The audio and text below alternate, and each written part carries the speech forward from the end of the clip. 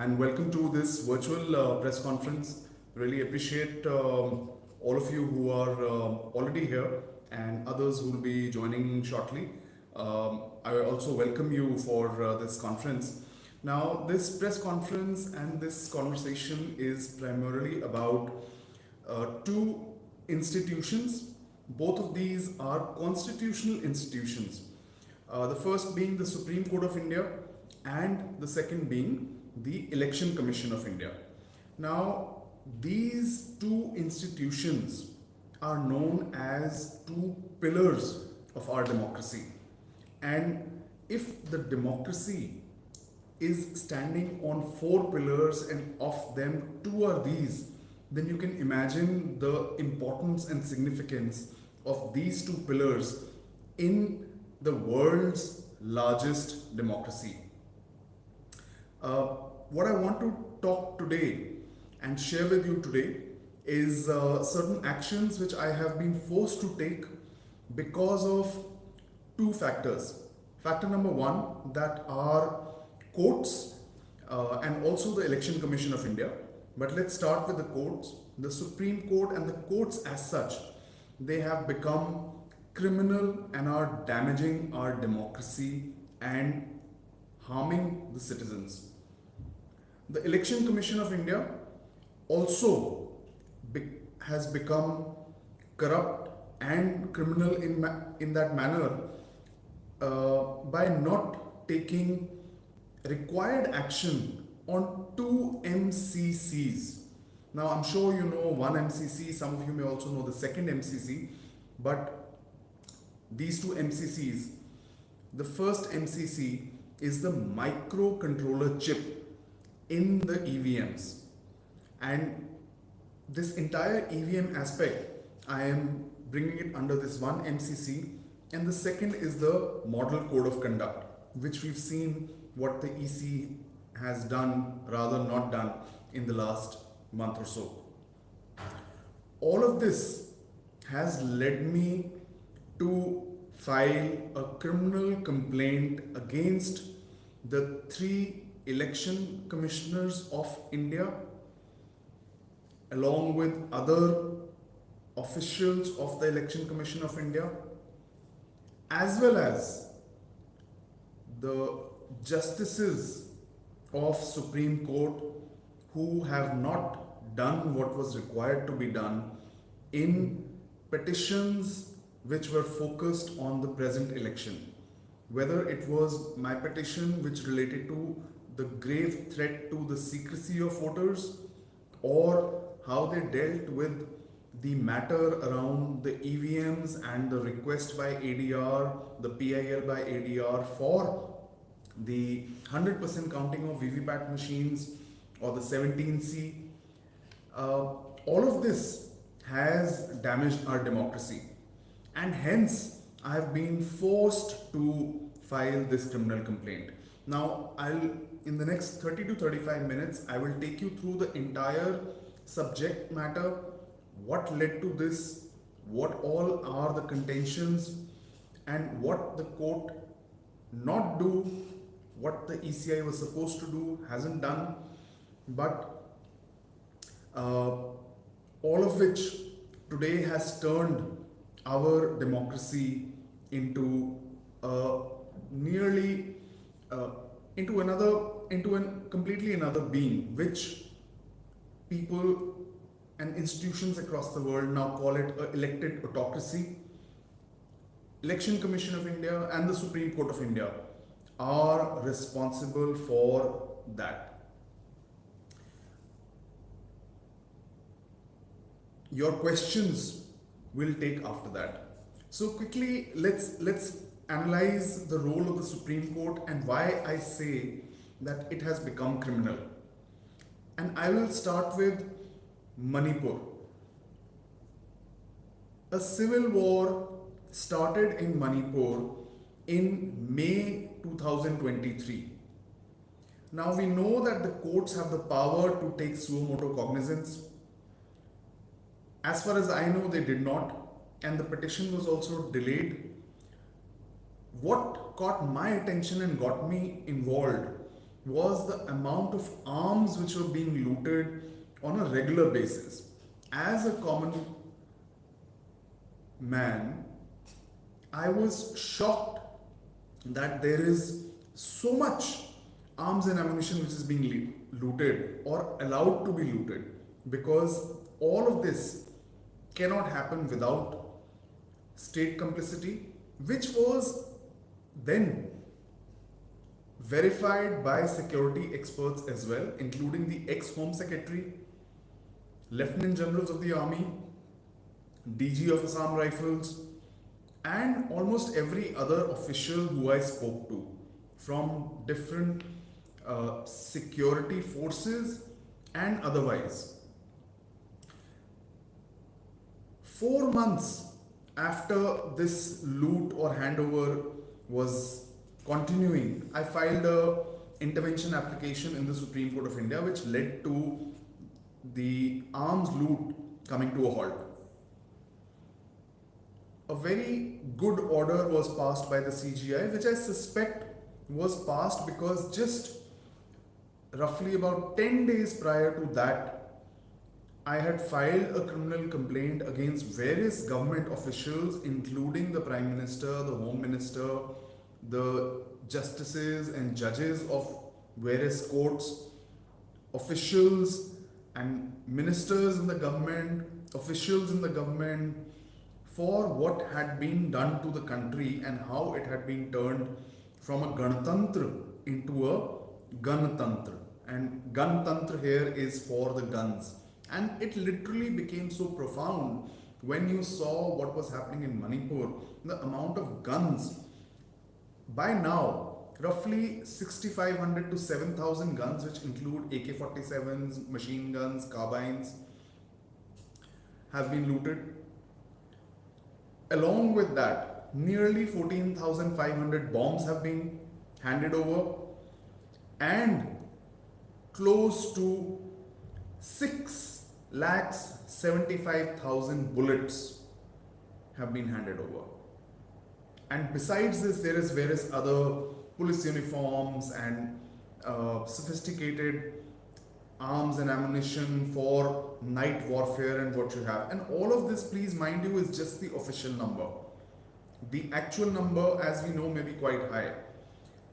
It was astounding that even CBI could not go in for a proper inquiry. They went actually to one of the sites from where the arms had been looted / handed over without one single bullet being fired. That's why people say that this was complete state complicity and was done with planning, because not a single bullet was fired and thousands of arms and thousands of bullets and thousands of bombs were given away.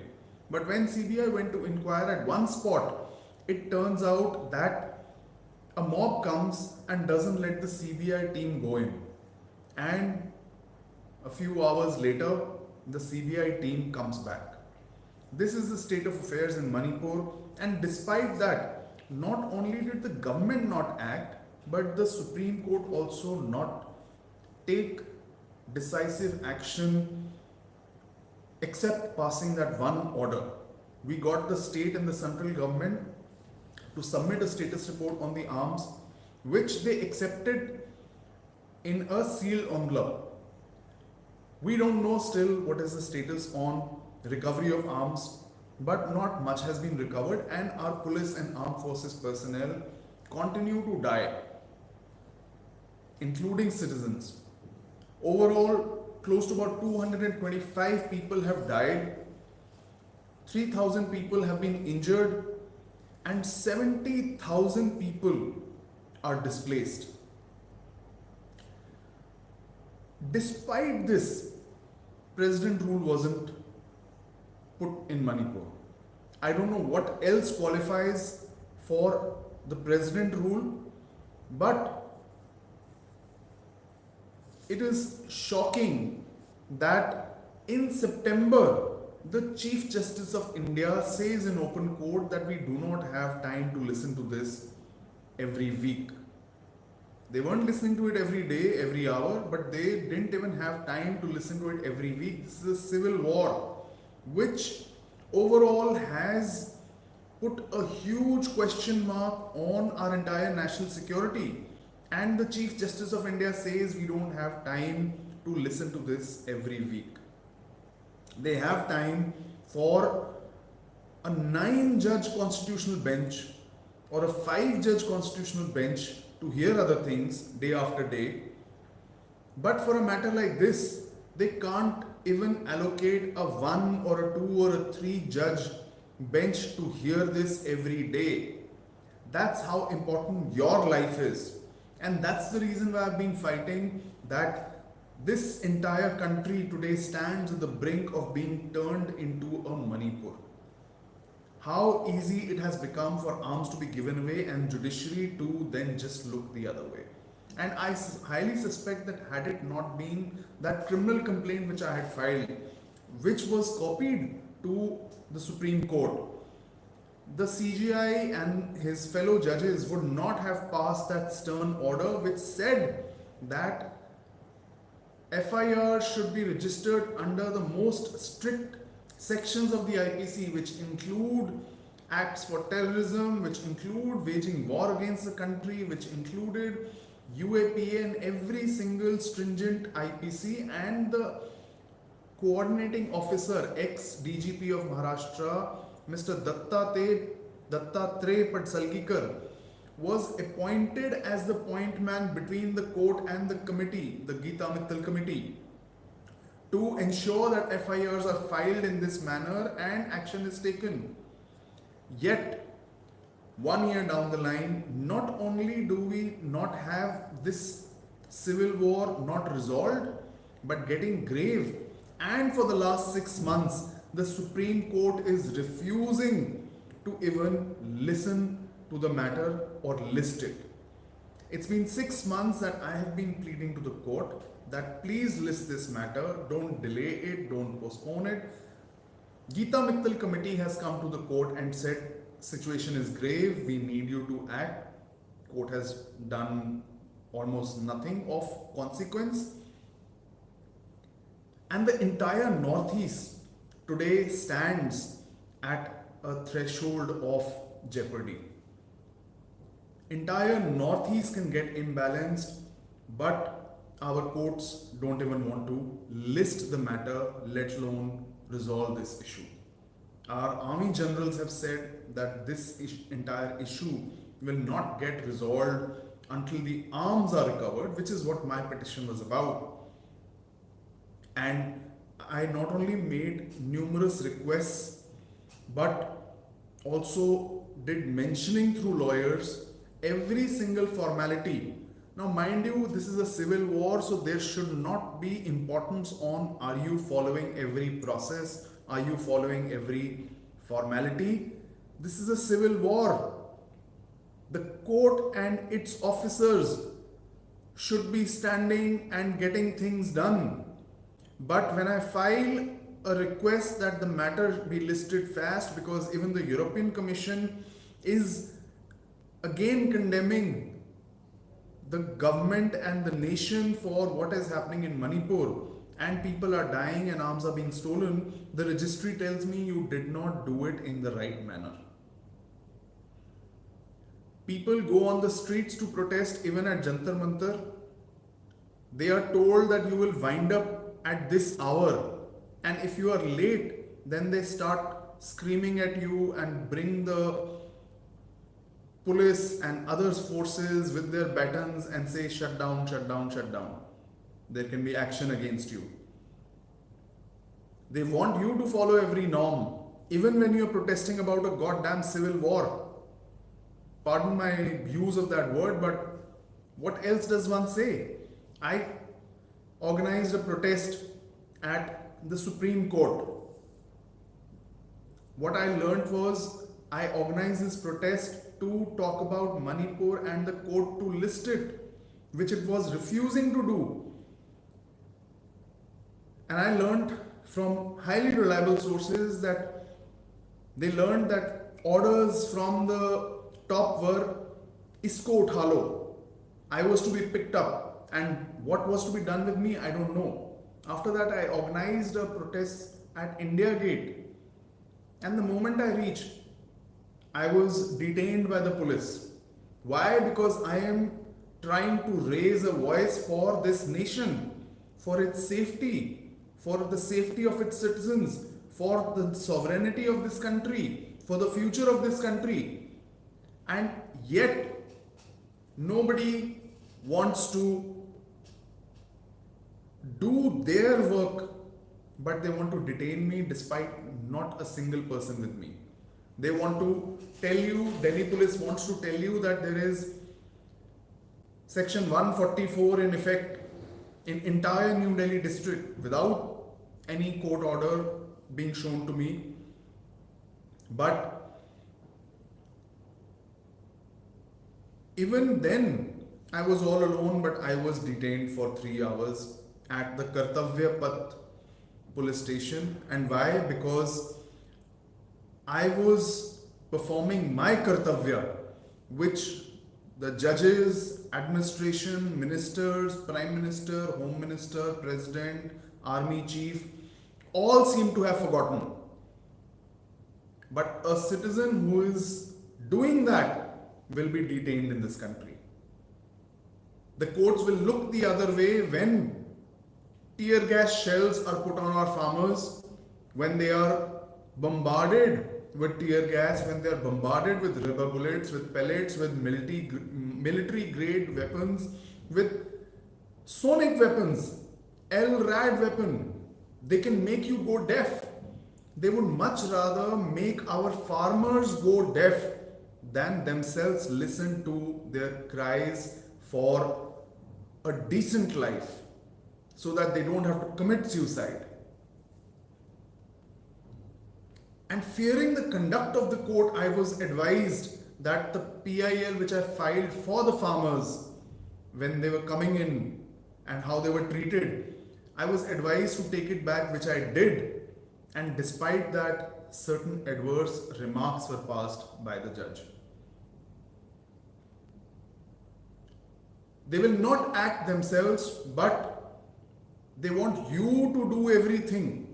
They say now the latest thing is that you have come here with news articles. What else is a citizen supposed to come with? Did you provide me the agencies of the country for me to go and find the exact number of weapons that you used, exact number of people that were killed, exact number of casualties, what all was done to who, whether in Manipur or with the farmers? What else is a citizen supposed to act with? What else is a citizen supposed to act with except reports and articles which say that our farmers are dying on a daily basis? It's our Annadata. They commit suicide, but the media would rather show you one G-Wagon, modified G-Wagon and modified car made into something which seems like a G-Wagon. They would rather have you think that these are the rich people, but they will not show you, and the court will also not talk about the suicides that this country sees on a daily basis from our farmers who, because of not getting required wages, die in trying to feed us. We are so thankless. Our courts are so thankless. Our governments are so thankless. And because of what the Chief Justice of India has done regarding the Manipur matter, I filed a criminal complaint against him at the Tilak Marg police station. I will put on a Google Drive all the documents which we speak about today and share it in the comments here so that you can access them. And all the journalists who directly want them, I'll be very happy to send those files to you.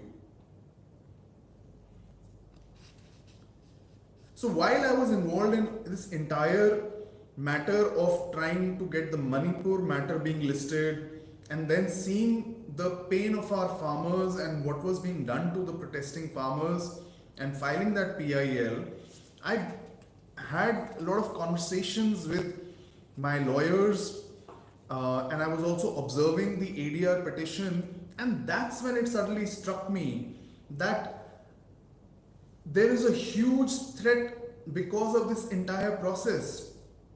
I started understanding how the entire voting process happens, what are EVMs, what all does what. And that's when it struck to me that there is a very big threat to voters' secrecy, which is the most basic and sacrosanct right of the voter in any election, not just the general elections or the state election, but any election you imagine. If your secrecy of your vote is compromised, what all can happen? And here, in the last few years, we've had a government which is only acting against its citizens, waging war against anyone who raises a voice for their interest, for national interest, turning them into criminals and using the most derogatory words and adjectives for them, which also should be a crime. So let me just quickly take you through, while you can see a lot of videos in the past which I've made on this issue, but let me just quickly tell you that what is happening today is a breach of Section 128 of the Representation of People's Act. It is also a very significant violation of Article 19(1)(a) and Article 21 of the Constitution of India.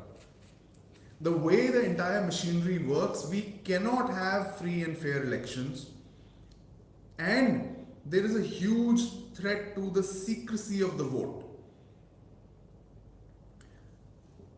As soon as the voter goes in, the second polling officer takes notes down their names and ID numbers in a sequential manner. Now this voter casts their vote, and the vote is casted on what is we know as the EVM. Now EVM comprises three machines: the ballot unit, the VVPAT unit, and the counting unit / control unit, which is controlled by the third polling officer or the fourth presiding officer.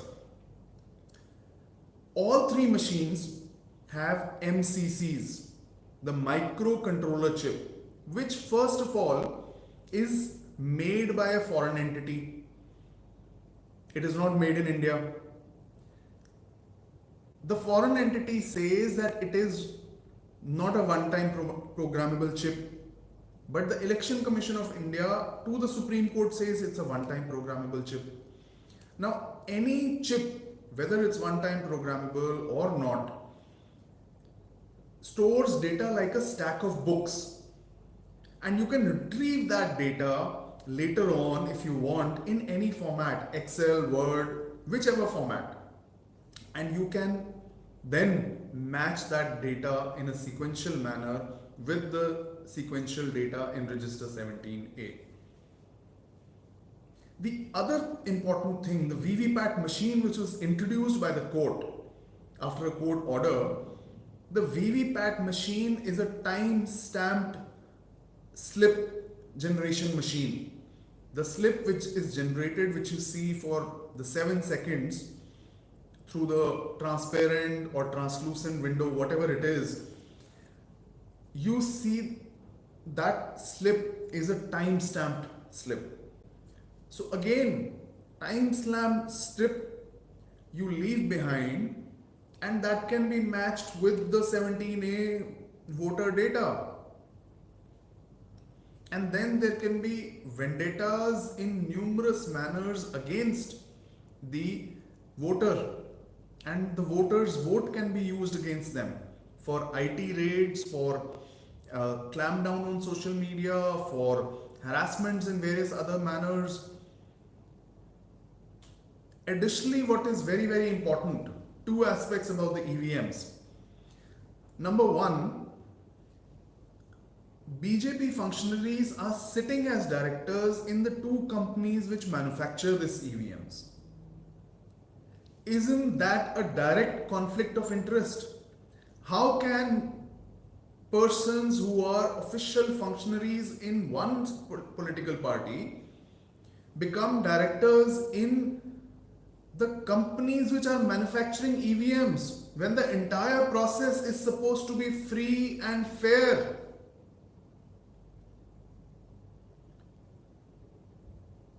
As a citizen, I also want to find out where are 19 lakh missing EVMs. I could not find a answer which satisfies me that EVMs are not missing, but court hasn't addressed that.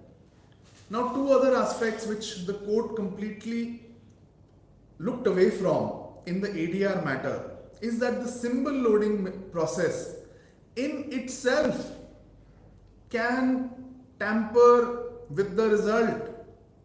The symbol loading process itself can feed a algorithm or any program to the machine, to the chip, and tell it to act with a biased attitude towards a particular symbol. Why do we need symbols in the machine? That itself very clearly shows that there is a possibility of tampering. And I spoke to some very senior experts who are very, very senior scientists and doing some of the most remarkable work for the country. And they said, how difficult can it be to insert a small SIM card in machines this big a size? You know, I know how small a SIM card is. How much space does it take to insert a SIM card into any of these machines? Election Commission of India or these companies which manufacture these machines, they have not shown the machines to the people of the country. But the Supreme Court also ignored it. Intentionally ignored is what I am saying here. That it should have been a cause of huge worry and concern for them. That if today, sitting here, a Chandrayaan can be operated on moon with precision timing, how difficult can it be to tamper a machine that big a size which is right in front of you? And again, even if there is no SIM card, even if there is nothing else, the symbol loading process in itself is a huge question mark. Not only none of that was addressed, and people's concern that there is a chance that elections can be tampered because of EVMs, and people's right to ensure that their vote is recorded as cast has happened. So the Supreme Court and the Election Commission of India themselves should have ensured 100% VVPAT count in as many number of constituencies, even to cross-verify. We are not here playing a small game. We are talking about things which affect not just the next 5 years of the country, but the entire future. And we know how the last 10 years have taken the country back by decades. We know previous governments have also not done exactly what was needed for the country. That's the reason why even 75, 76 years later, even in the national capital, we don't have the basic amenities. We don't have clean drinking water 24/7. We don't have electricity 24/7. We don't have proper roads. We don't have proper safety. I mean, the list is long. But in the last 10 years, see how we have gone down and down and down on innumerable indexes. We are far behind our small neighbors who we say are causing problems to us. But this government fails to address the problems of the citizens first, that they are dying of hunger, farmers are committing suicide, people don't have jobs, we don't have roads, we don't have water, electricity, the very basic things. And we are falling far behind third world countries in various indexes. That's how significant the role of these two pillars, the Election Commission of India and the Supreme Court of India, is. That governments will come and go, but governments will try to do what they want to do in their interest or interest of people paying money through electoral bonds, which is another topic we will cover today a little bit. But both these institutes and people who are heading these institutions have forgotten not only their responsibility, their duty of the job, but they've also abdicated all those responsibilities and the oath that they took to the constitution to serve the country, to serve the constitution, and to serve the people of the country who are today all feeling terrorized and who are feeling demoralized because of these institutions and the behavior of the government and these institutions not doing anything. The Prime Minister blatantly lying, spreading lies and hatred and polarization. But this Election Commission of India will not do anything about all those gross violations of the MCC by the Prime Minister himself. They have become so subservient. And these are some of the reasons why I have filed this criminal complaint against the Election Commission of India and the Supreme Court judges. And this is the second complaint now.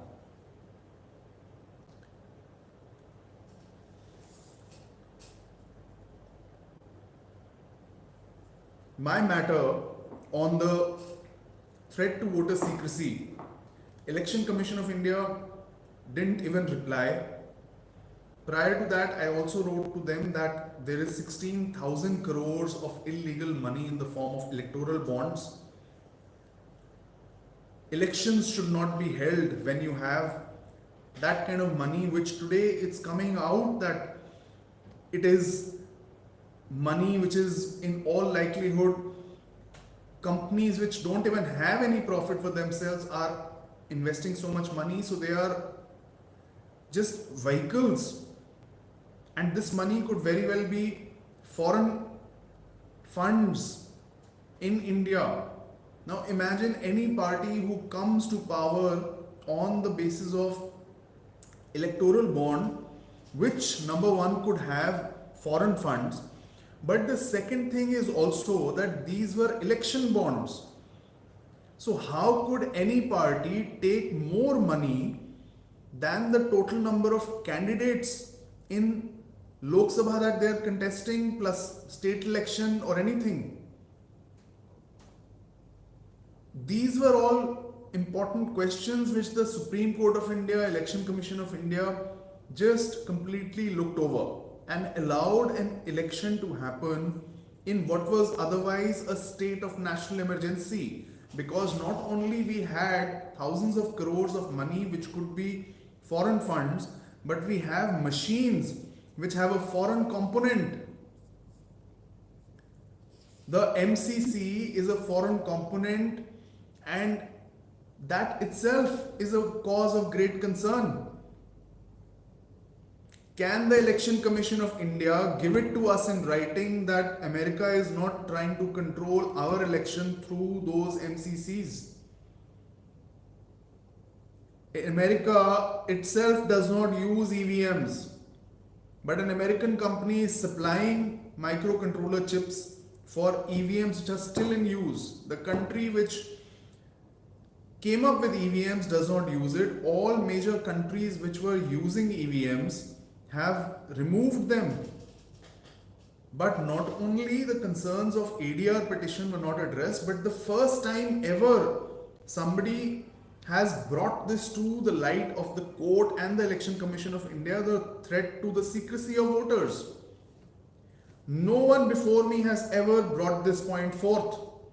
And it's such a clean and clear process which has been explained that this is the threat and you must act on it. But the Supreme Court judges didn't even let my counsels put forth all the points and arguments.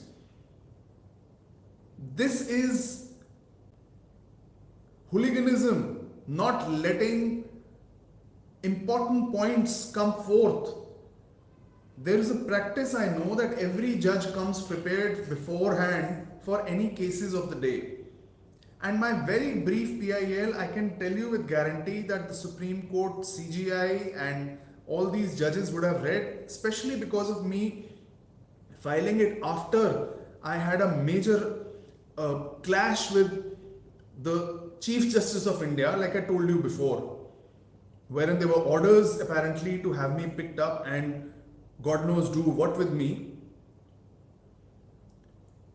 I filed this PIL after that. So every single person, security person, so many people visited my lawyers after that incident. So anything that I file will be very deeply scrutinized. So the CGI who would have allotted this would have read my petition.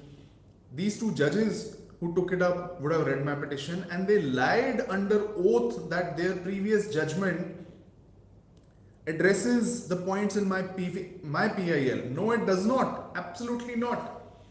They lied on oath about their previous judgment. In fact, their previous judgment helps my case because in their previous judgment, both the judges, first Sanjeev Khanna has said that we will allow 5% of machines, burnt memory of 5% EVMs to be verified by any candidate who loses, which means the burnt memory is accessible after the elections, which is what my petition is about.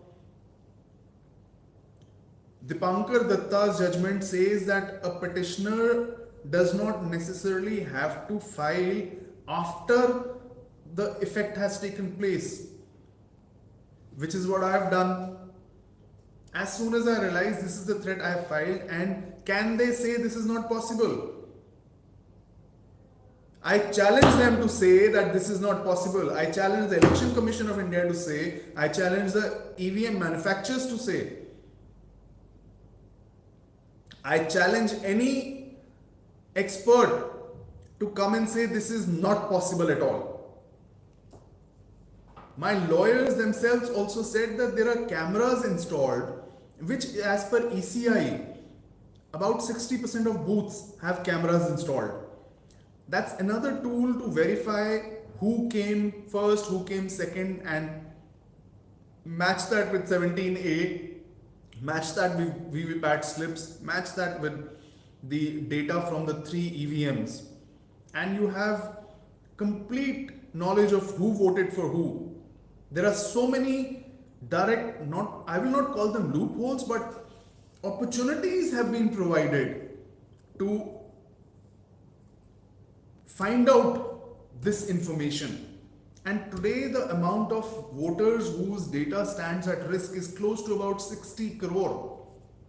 These judges in the ADR matter were again and again talking about Germany has only this many people and America has this many people. I want to tell you all that 60 crore people means that entire US population put together is still about 20 crore less, 15 to 20 crore less.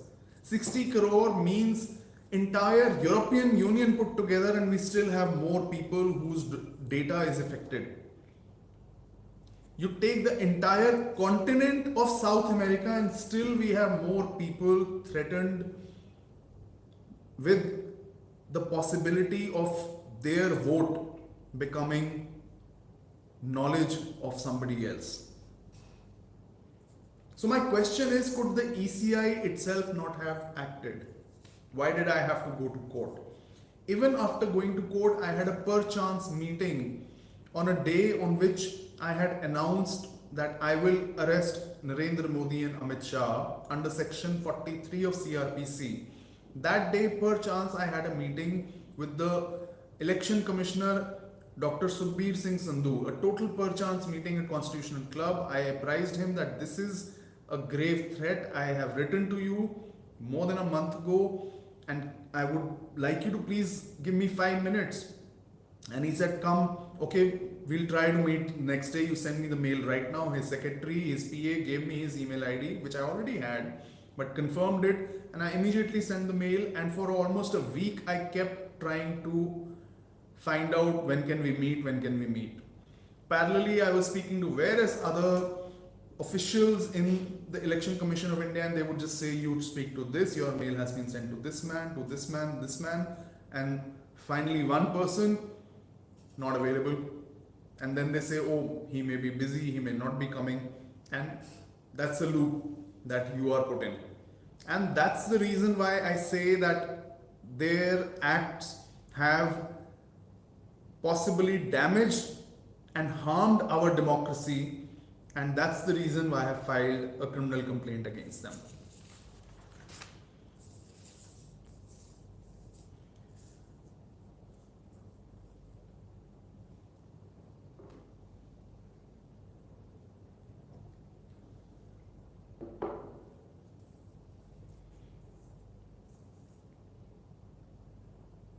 Prior to all of this, I had also written to the Election Commission of India about banning the BJP, and secondly, not letting any political party which has taken money through electoral bonds to contest these elections.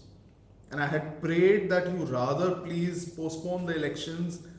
First, you sort out the 16,000 crores of illegal, criminal, unconstitutional money in the hands of various political parties. In that letter, I had also mentioned about the Chandigarh mayor polls, and we saw how blatant act of trying to favor the Bharatiya Janata Party happened. And had it not been for that act getting caught on camera, we would have never known to the extent to which these people can go. We know, we feel we know, but this was living proof. Wasn't it important for the Supreme Court to also take action against that officer by imposing criminal action on him? Wasn't it important for the Election Commission of India to take action against the Bharatiya Janata Party, which was trying to manipulate the results in this manner? Was it not important for the Supreme Court of India and the Election Commission of India to say that we have this much money which could be coming from shell companies? We need to take certain preventive action so that our democracy is not impacted. It seems they have both these institutions, and people who lead them have forgotten that they are not here to serve any political master, but they are here to serve the citizens and the country.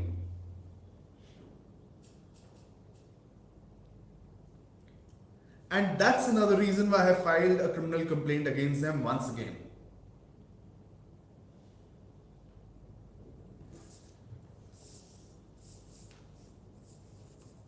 It's these acts by these institutions which render people's morale to zero, and which makes people and the citizens lose faith in the country, in its institutions, in its democracy, and in its elections.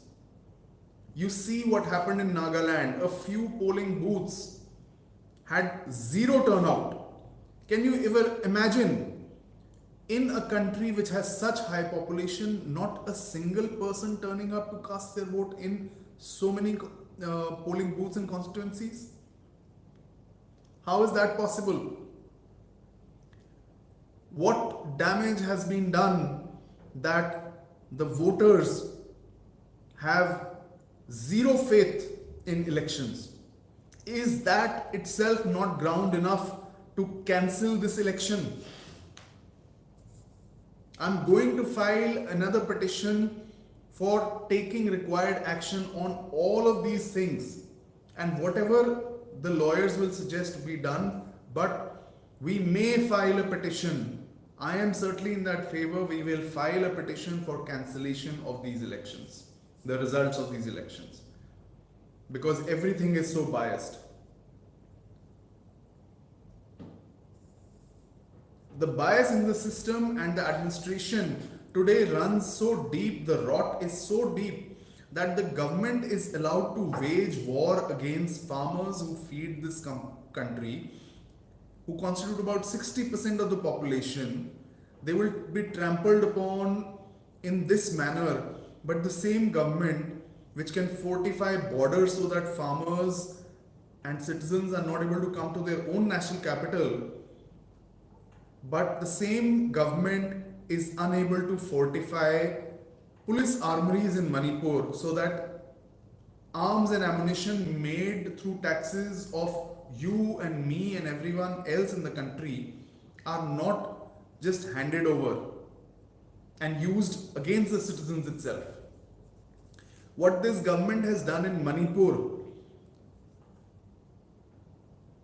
has costed tens and tens of billions of dollars spent since independence till last year to ensure that such large or even a small percentage of that number of arms and ammunition are never in the hands of anti-national forces and terrorists, and our national security is not compromised like this. Billions of man hours across agencies have simply gone waste because of the acts of this government. Not only is it state incompetence, but it is state complicity. And that's another reason why I have issued arrest warrants against Narendra Modi and Amit Shah. And I will issue arrest warrants and have all of these people arrested. Whether it's the National Security Advisor, whether it's the head of CBI or the NIA or whichever agency or department, whether it's even the Home Secretary and the Home Secretary Northeast and the Chief Minister of Manipur, all of these people, one by one, will go behind bars. And common citizens who are seeing this press conference, please, you also have the right to have a person who is committing a heinous crime to be arrested yourself or through a police officer under section 43 of CRPC. So don't wait for me to issue arrest warrants against all these people also, but go ahead and exercise this right which is given to you by the laws of this country, which also these people want to change into laws which will make this country a police state. And the Chief Justice of India is going around and promoting that this is a huge moment for the country. No, it is not, Mr. Chief Justice. If you were acting in national interest, you would have told the country that here these laws will become so colonial, so authoritarian and so aggressive that the country can be turned into a police state. But you don't have the interest of this country in your head. You will only serve the interest of this government, and that's the reason why you are not listing the Manipur matter for so many months now. And that's the reason why you will go to jail.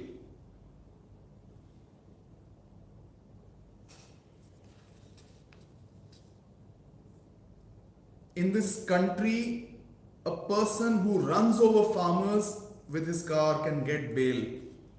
But there are so many others who are languishing in jail without any bail for years, despite not even charge sheets having been filed against them. We know this very Supreme Court let a father Stan Swami suffer the way he did and die the way he died. It is this very Supreme Court which has become so criminal and corrupt, because of which heinous crimes against women continue to happen in this country even to this day and age, and they only keep getting worse. It is because of this Supreme Court that hate rallies, calls for genocide, lynchings, they are all happening. Because if the Supreme Court wanted, it could have put an end to all of those calls for a Hindu Rashtra or religion becoming the centerpiece of this politics today, our new parliament being opened in what was a religious ceremony of one particular religion. The Supreme Court allowed that to happen. The Election Commission is allowing religious polarization and use of religion and places of one religion to become political dialogue for polarization and votes. And that's another reason why I have filed this criminal complaint against the election commissioners for this gross violation, for turning a blind eye and not taking sufficient action against these gross violations of the MCC. And it doesn't matter who it is, but this is what this election commission has become. Last time round, it was Goli Maro Saloko, and that man became a union minister. And we had similar rallies in the national capital, people being sworn to die and kill for a Hindu Rashtra. Let me remind you all, this country isn't where it is because of buffoons like you. This country is here because of my gurus, thousands of freedom fighters. My own grandfather was one of them who went to jail. And this Supreme Court has allowed a woman like Kangana Ranaut to say that we didn't even receive our independence out of fight. We begged. This person should be behind bars for saying that. Thousands of freedom fighters laid down their life. There were so many who were hung, lakhs languished in jails. How many people died?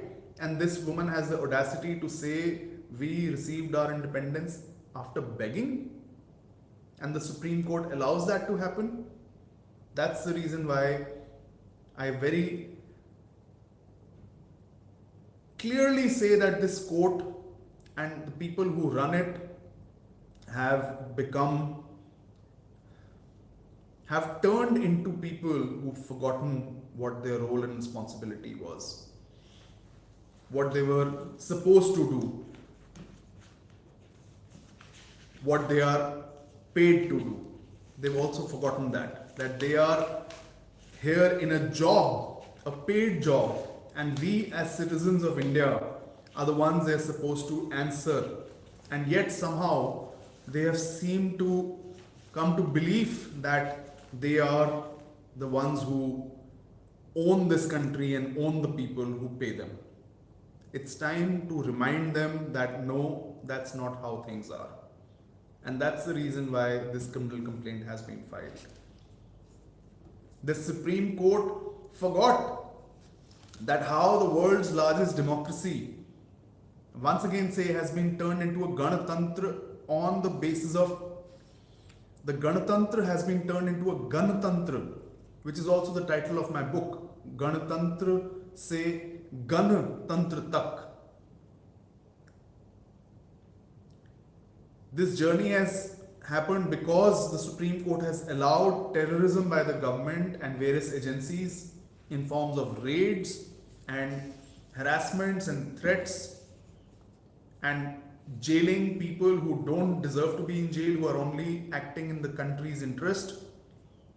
Today, the world's largest democracy is world's #1 in internet shutdown. We've gone down on freedom of expression.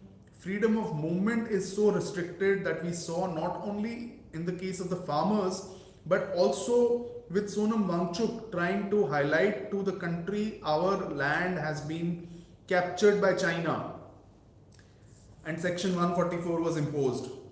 So much gross misuse of this Section 144 happens, like I told you with my previous experience, in the heart of the national capital. And only after I raised a very significant voice and complaint against these people did they remove banners from across the city that Section 144 was imposed in the city. And be very clear, Sanjay Arora and the Home Ministry and the MHA, that I will take you to task for the wrong information and telling people and trying to strangle their rights by having this 144 section imposition in entire New Delhi district. Under which requirement did you first of all have this, if you did? But the freedom of movement, you see that even with China having occupied our land, these people are not letting you even find out details about that. And that's the reason why a person like Sonam Wangchuk receives death threats. Social media clampdown.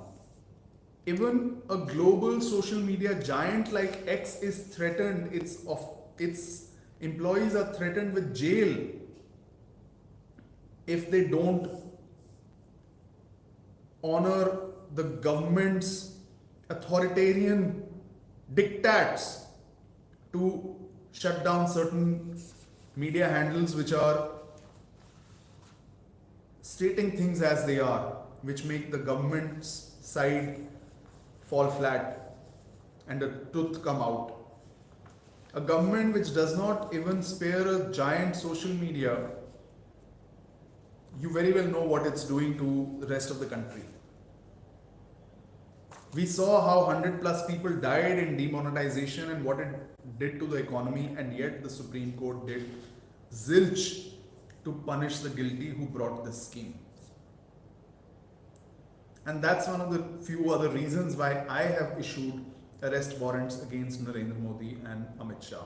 And tomorrow I will announce you the date for when I'm going to next once again go to arrest these two criminals or terrorists, as I call them.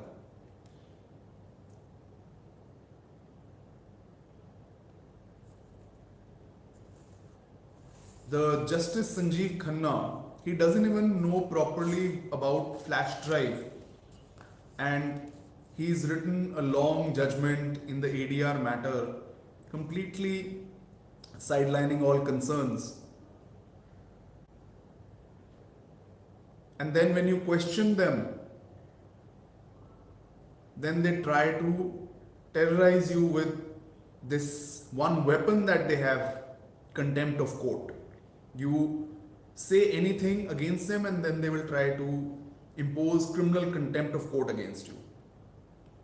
Well, first you deal with these criminal complaints against yourself, Mr. Chief Justice, Mr. Justices and the other judges.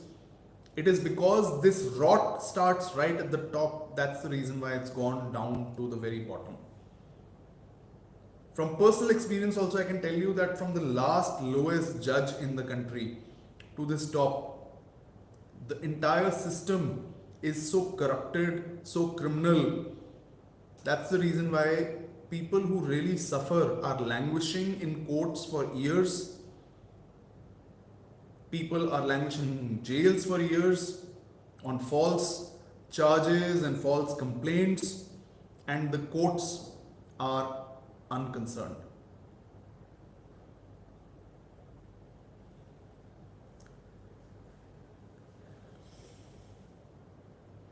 So that's more or less from me for this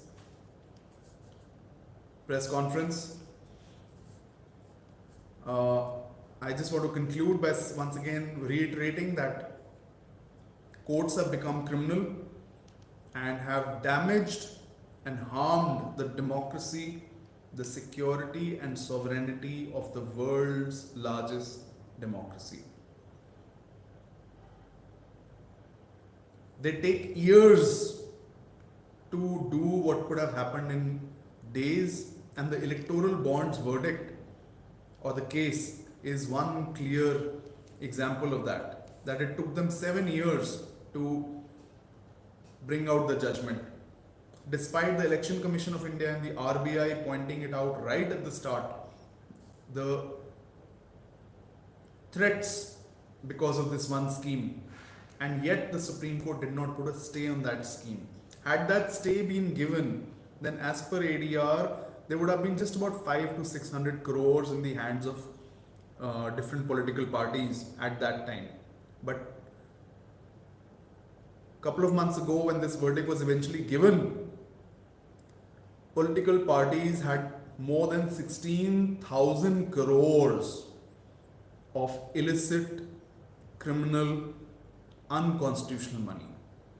And the Election Commission of India should also be charged for changing its stance on the electoral bond scheme, which earlier first it called there was threat to the entire elections, but then it changed its stance. Whether it happened because of government pressure or terrorism, that's a separate thing, because we also know that in today's India, the new India, so they say, there is institutions also are not safe. So if any of you are feeling terrorized, please come forth and file a criminal complaint against those who are terrorizing you.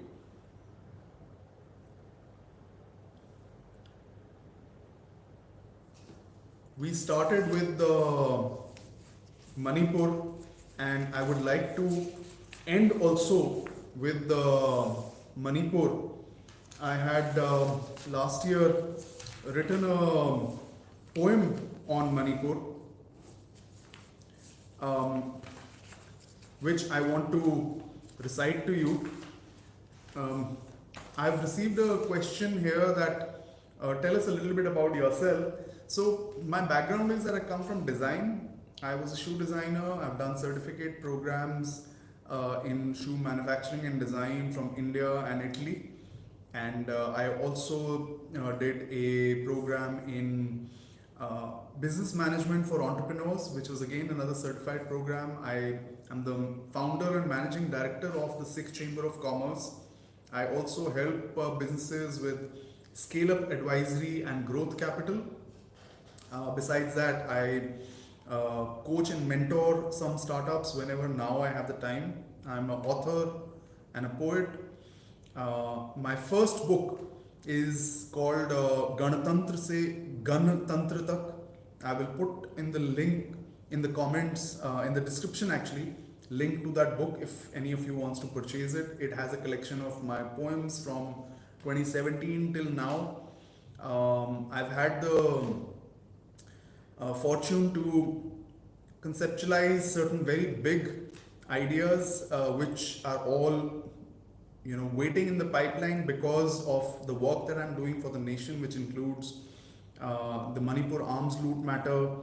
I filed a fresh PIL for the farmers for their welfare, and also challenging the India becoming a signatory to the WTO, which was admitted in the Supreme Court in April, which I felt was a Baisakhi gift for the farmers of the country. And I have conceptualized a concept called Har Man Tiranga, because I feel we just don't need to have flags here and there. Ghar Tiranga hone se kuch nahi hoga, because if we don't respect that flag, if we don't treat it well, if we don't imbibe its values in our heart and minds, everything else is futile.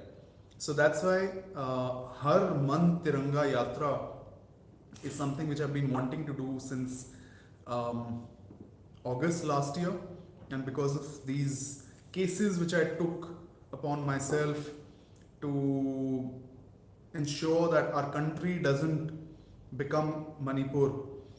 That yatra hasn't happened so far, but it will happen very soon now, and which will be thousands of kilometers across the country, spreading peace, harmony, unity, oneness, and the values and spirit of democracy. Lastly, I have this one very, very big audacious goal to plant a tree for every single human on the planet. So by about 2030, I plan to plant about 10 billion trees across the globe to do my bit against the climate crisis which the world is currently facing, and that's the reason why that Delhi's weather is also becoming hotter and hotter. Um, this here is a, a receiving of the letter which I hand delivered to the Election Commission of India about the threat to voter secrecy. Prior to that, I also wrote to them over email, so they can't deny. That's a closer look for you. And you can see the names of all the election commissioners right there.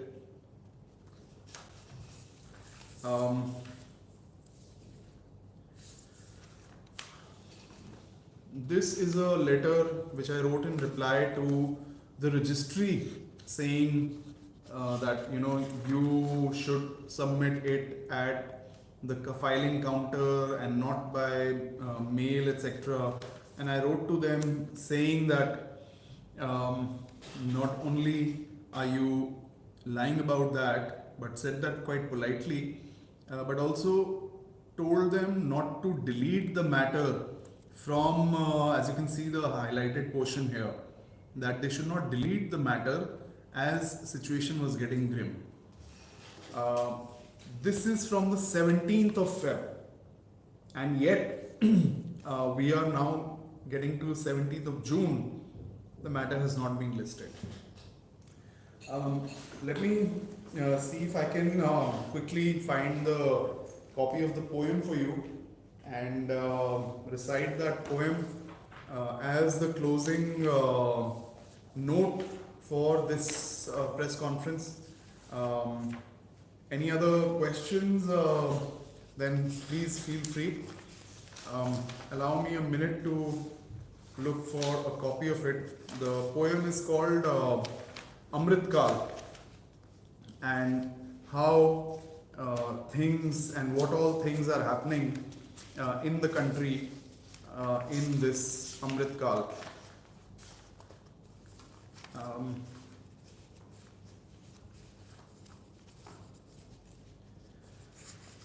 While I search that, here's a letter from one association of ex-armed forces personnel who quite rightly highlighted that what's happening in Manipur may lead to escalation of issues in Kashmir, because these weapons, there is no guarantee that these weapons will stay within Manipur, and there is also the chance that foreign countries which are not very India friendly may take the opportunity to smuggle these weapons from out of Manipur and into Kashmir. And you can see that in the last few months there is a very high escalation of incidents of violence in Kashmir, which has also led to our armed forces personnel also dying. I'm unable to find the poem, but what I'll certainly do is on my social media, which is @Singisms across all platforms. So Twitter, YouTube, LinkedIn, Instagram, wherever you want to find me, @Singisms. So SINGH and then ISMS. That's my handle. I will put that poem up tomorrow and for all of you to read. And I hope I have covered all the aspects. And once again, this press conference was about the criminal complaint which has been filed against the two more justices of the Supreme Court of India and the Election Commissioners of India and other officers of the Election Commission of India for their complicity in harming and damaging democracy, democratic process, and the future of this country. Thank you, and hope to see you soon. Tomorrow, the 2nd, I will inform you on the fresh date for my work towards arresting Narendra Modi and Amit Shah. Thank you, and good night.